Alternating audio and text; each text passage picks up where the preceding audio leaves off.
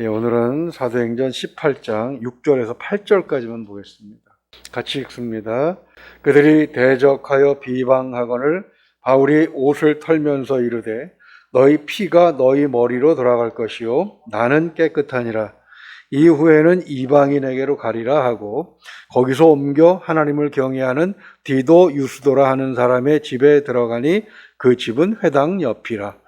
또 회당장 그리스도가 온 집안과 더불어 주를 믿으며 수많은 고린도 사람도 듣고 믿어 세례를 받더라. 아멘. 초신자들에게서 이런 얘기를 많이 듣습니다. 예수 믿으면 복 받는다고 해서 교회를 다니게 됐는데 교회 다니면서 집안에 안 좋은 일이 더 많이 생기고 가족 간의 불화도 더 심해졌습니다. 이게 도대체 이게 뭡니까? 실제로 그런 일을 겪고 있는 사람들을 많이 보기도 하죠. 초신자들에게서 자주 듣게 되는 또 다른 질문도 있습니다. 교회 다니지 않는 누구는 오히려 잘 살고 잘 나가고 있더라. 근데 왜 교회 다니는 우리는 이렇게 힘이 드냐? 이렇게 질문을 하는 것이죠.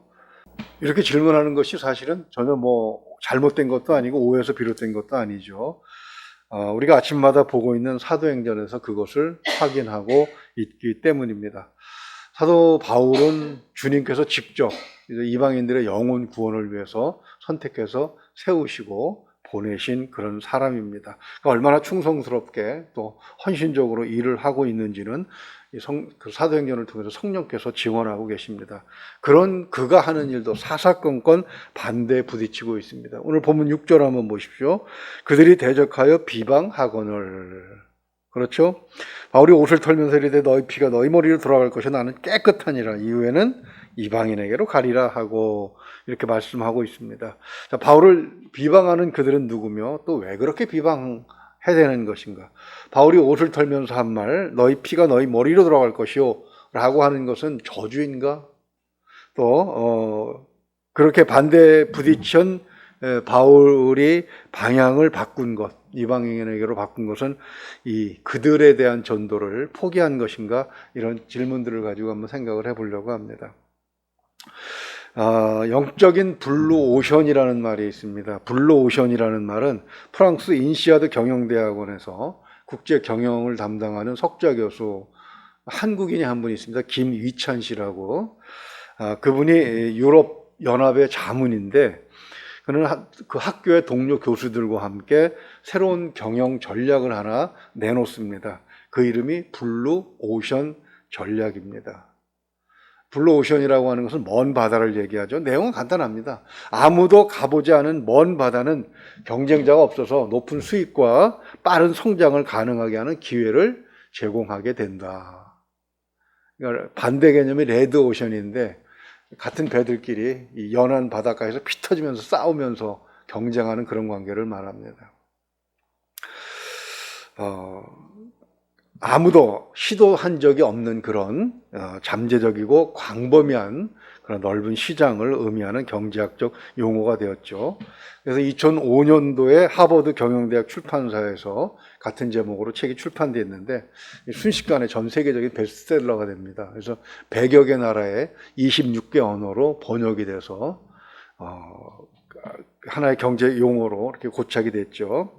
그러나 이 용어는 처음 만들어졌지만 그가 최초로 만들어낸 것은 아닙니다. 이미 2000년 전에 그런 일이 있었습니다. 사도 바울은 아무도 시도하지 않는 이방인들을 향한 복음 전도를 시도하고 있습니다. 많은 영혼들을 얻었죠. 바울이 이렇게 아무도 하지 않는 일을 시도할 수 있었던 데는 물론 주님께서 제시하신 명령이 있었기 때문입니다.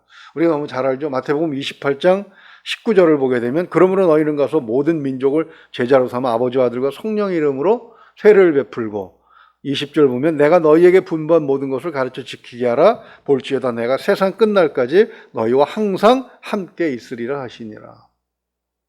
이미 그런 개념은 주님께서 제자들에게 제공해 주셨어요. 세상으로 나가라. 넓은 곳으로 나가라. 그래서 베드로와 제자들을 부르실 때 뭐라고 말씀하셨습니까? 사람 낚는 어부가 되게 하리라. 그렇지만 블루오션으로 먼 바다로 나갔다고 해서 모두가 성공하고 큰 이익을 얻는 것은 아닙니다. 먼 바다는 우선 우리 찬양을 부른 것처럼 어때요? 높은 파도를 견뎌야 하고, 그죠? 큰 폭풍우가 몰아오는 것을 견뎌야 하고, 때로 북쪽에서는 극한 추위가 있고, 또 적도 지방을 지나가면서는 극한의 더위와 싸워야 하기 때문입니다. 그게 무서워서 그물을 내리지 않는다면 얻을 게 하나도 없겠죠. 그러나 그 모든 것들을 이길 수 있다는 신념을 가지고, 믿음을 가지고 그물을 내렸을 때 많은 영혼들이 수확이 되는 것을 성경이 우리에게 증언하고 있습니다. 주님을 따르는 삶은 영적으로 블루오션, 즉 먼 바다로, 푸른 먼 바다로 나가고자 하는 용기와 주님께서 나를 도우실 것이라고 하는, 나와 함께 계실 것이라고 하는 믿음을 필요로 합니다. 우리는 수많은 사람이 포기한 그 길을 가고 있는 사람입니다. 복된 삶은 파도와 폭풍우를 이겨내고 깊은 그 바다에 그물을 던졌을 때 비로소 건져 올릴 수 있는 것이죠. 그래서 오늘 본문을 보게 되면 이 많은 기회가 주어지는 데는 반드시 뭐가 있다? 저항이 있을 수밖에 없다는 것입니다. 바울이 아무도 시도해 본 적이 없는 이방인 영혼권이라는 먼 바다를 항해하기 시작했을 때 그는 넓은 세상에서 구원받아 하는 영혼들이 수도 없이 널려 있다는 사실을 발견합니다. 그러나 주님께서 제자들, 베드로를 비롯한 제자들에게 말씀하신 것처럼 그물을 내리고자 했을 때에 어때요? 많은 저항이 있었고 오늘 6절이 바로 그것을 보여주고 있는 것이죠. 그들이 누굽니까? 앞에서 우리가 질문했는데 6절 그들은 5절에 답이 있습니다. 실라와 디모데가 마게도냐로부터 내려오며 바울이 하나님의 말씀에 붙잡혀 누구에게? 유대인들에게 예수는 그리스도라는 복음을 전하려고 했을 때 그들은 거부를 하는 것이죠. 오히려 바울과 실라를 방해합니다. 복음을 전하지 못하도록 막습니다. 대적하여 비방했다는 표현을 사용하고 있죠. 그러나 그것이 바울과 그 일행으로 하여금 하나님의 일을 포기하도록 하지는 못했습니다. 17장을 보게 되면 데살로니가와 베레아에서는 비록 곧 쫓겨나기는 합니다. 그렇지만 고린도전서 18장, 오늘 18장 3절 말씀 한번 보십시오. 거기 보면 생업이 같음으로 함께 살며 일을 하니 그 생업은 천막을 만드는 것이니라. 오히려 장기간 그죠? 그곳에서 고린도에서 머물면서 더 그 일을 해야 되겠다라는 각오를 세우고 기틀을 마련하게 되는 것을 볼 수가 있습니다. 그래서 얼마나 머물렀냐면 약 1년 6개월을 그곳에서 머물렀다는 것을 우리 이제 18장 마지막에서 다시 한번 확인하게 됩니다. 그 반대의 결과, 즉 반대하는 사람들은 그러면 어떻게 되느냐? 그것이 바로 6절 중반절에 너희 피가 너희 머리로 돌아갈 것이 나는 깨끗하니라 이렇게 말씀하신 데 나와 있습니다. 반대자들은 반대만 하고 반대로 끝까지 할 수 있는 것이 아니라는 것이죠. 파도는 어떻습니까? 한번 밀려오면 그 다음에 도로 돌아갑니다. 반대하는 자들은 영원할 수 없다는 것이죠. 즉 바울이 그처럼 당당할 수 있던 것은 그가 자신의 사역을 반대하는 무리가 겪을 미래를 이미 알고 있었기 때문입니다. 이 말씀은 사실 구약 성경에서 인용한 것이죠. 에스겔서에서 나오는 말입니다. 에스겔서에서 이 비슷한 말이 2번 나옵니다. 어디 나옵니까? 3장과 33장에 나오죠. 파수꾼의 나팔 소리, 바로 그런 비유로 나오고 있는데 3장 17절에서 17절만 보게 되면 이렇게 말씀합니다. 인자야 내가 너를 이스라엘 족속의 파수꾼으로 세웠으니 너는 내 입의 말을 듣고 나를 대신하여 그들을 깨우치라 이렇게 말씀하시죠. 그래서 어떻게 합니까? 네가 깨우치지 않으면 그래서 그 악인이 죽으면은 그 핏값을 누구에게? 너에게서 찾겠다. 선지자 에스겔에게서 찾겠다. 이렇게 말씀하시죠. 그러나 악인을 깨우쳤는데 그 악인이 듣지 않으면 그 값은 듣지 않은 악인이 받는 것이죠. 바로 그 말씀을 6절에서 하고 있는 것임을 알 수가 있습니다. 오늘 본문 말씀의 핵심은 6절에 있습니다만 그러나 그 결과 즉 반대를 극복한 사람에게 오는 결과에 대해서 7절과 8절이 증언해 주고 있습니다. 즉 기회는 반대 가운데 있다는 것입니다. 왜 그 하나님의 종이 하나님의 일을 하려고 하면 그렇게 어려운 일을 만나는가? 그리고 블루오션, 즉 아무도 가지 않은 그 길을 가려 할 때에 왜 그런 반대를 부딪히는가? 그것은 사탄이 자기의 영역에 침범해오는 바로 그것을 못 견뎌하기 때문에 그렇습니다. 그리고 영혼 구원이라는 것은 무엇입니까? 그들의 노예로 살고 있는 영혼들을 해방시키는 거잖아요. 마치 출애굽에서 모세가 애굽으로 들어가서 바로 왕으로부터 그의 민족들을 구해내는 것처럼 그런 일이 바로 영혼 구원의 사역이기 때문에 바로가 그렇게 극렬하게 10번의 재앙을 맞으며 가면서까지 저항했던 것과 같은 저항을 만나는 것은 너무 당연한 것입니다. 그러나 저항만 있는 것이 아니라 7절 한번 보십시오.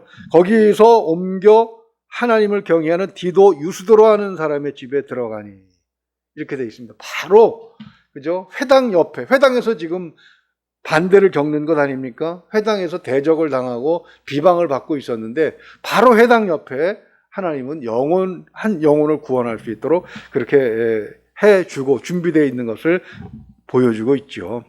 이 디도 유스도로 하는 사람은 로마서 16장 23절에 가이오라는 이름으로 나옵니다.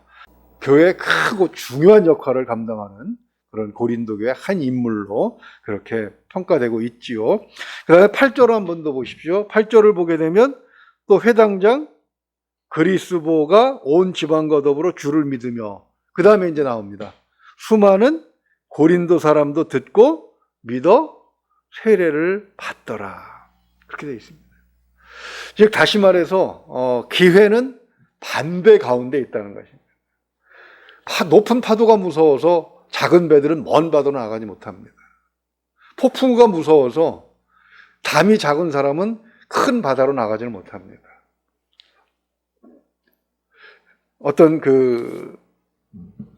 목사님이 그런 설교를 하셨습니다. 신앙의 용기는 큰 배의 크기와 같다.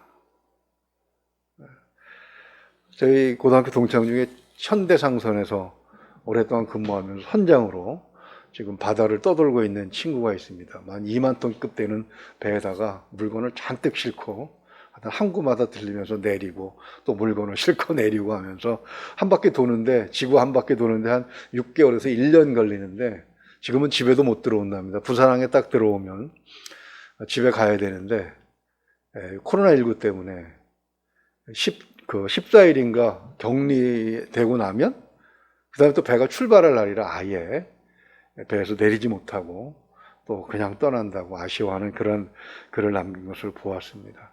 그 배는 못 가는 곳이 없습니다. 태평양도 지나고 인도양도 지나고 대서양도 지나고 일본 배가 그 수에즈 운하에서 자초했을 때는 저 남아프리카 공화국으로 해서 아프리카 대륙을 돌아서 가는 바람에 손해를 엄청 많이 봤다는 그런 얘기도 들었습니다.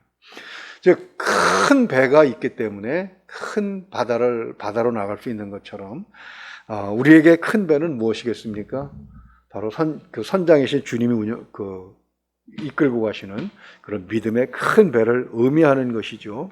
그런 큰 배를 끌고 나갔을 때 수많은 사람들이 짐을 맡기기도 하고 또 어선이라고 하면 엄청나게 큰 고기, 참치를 잡는 거 보니까 사람 크기만한 그런 참치들을 건져 올리는 것을 보았습니다. 바로 그렇게 할 수 있는 것이죠.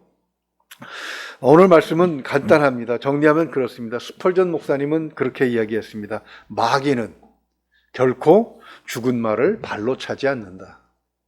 The devil never kicks a dead horse. 우리가 살아 움직이기 때문에, 우리가 믿음 안에 살아있기 때문에, 우리가 영혼이 살아있기 때문에, 성령께서 우리 안에 계시기 때문에 사탄이 우리를 방해하는 것이지, 그것이 없다면 사탄은 우리를 자기 편인데, 자기 노예인데 뭐하러 건드리겠습니까? 우리가 처음 설교 시작하면서 질문한 것, 왜 예수 믿는데 그렇게 힘이 드냐? 왜 예수 믿는 사람이 하는 일마다 어려움을 만나느냐? 그에 대한 대답은 바로 스퍼절 목사님이 하고 계십니다. 유얼스비 목사님이라는 분도 이렇게 말씀하셨습니다. 반대는 하나님의 일을 할 때 나타나는데 그것은 하나님께서 우리와 함께 일하시는 증거라는 거예요. 그리고 프란시스 베이컨이라는 사람은 번영은 구약시대의 축복이지만 신약시대의 축복은 반대다. 그래서 영혼이 살아있는 자들, 바로 그런 자들이 펄떡펄떡 뛰는 그런 영혼들을 건져 올리려면 큰 바다로 믿음의 바다로 나와서, 영적인 바다로 나와서 지치지 않고 그리고 굴복하지 않고 용기를 내서 일할 때 얻어지는 것임을 우리는 알 수가 있습니다. 때때로 이해할 수 없는 일들이 우리 주변에 많이 벌어지고 있습니다.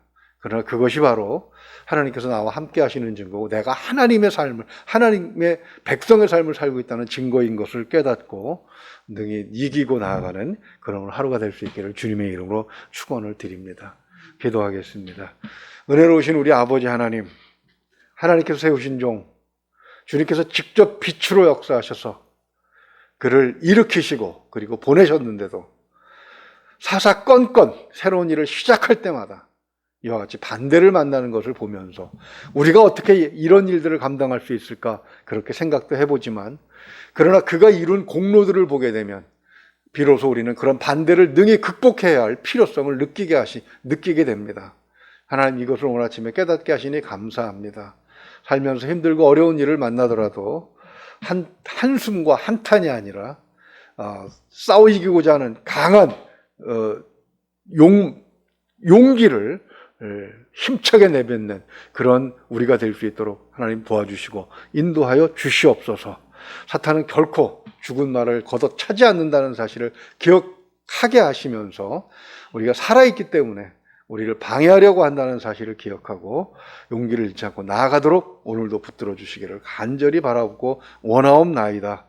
기도하는 제목들이 있습니까? 하나님, 포기하지 않게 하여 주시옵소서. 얻고자 하는 결과들이 있습니까? 하나님 안에서 선한 일이라고 믿는다면 끝까지 버티고 나아갈 수 있도록 용기도 허락하여 주시옵소서.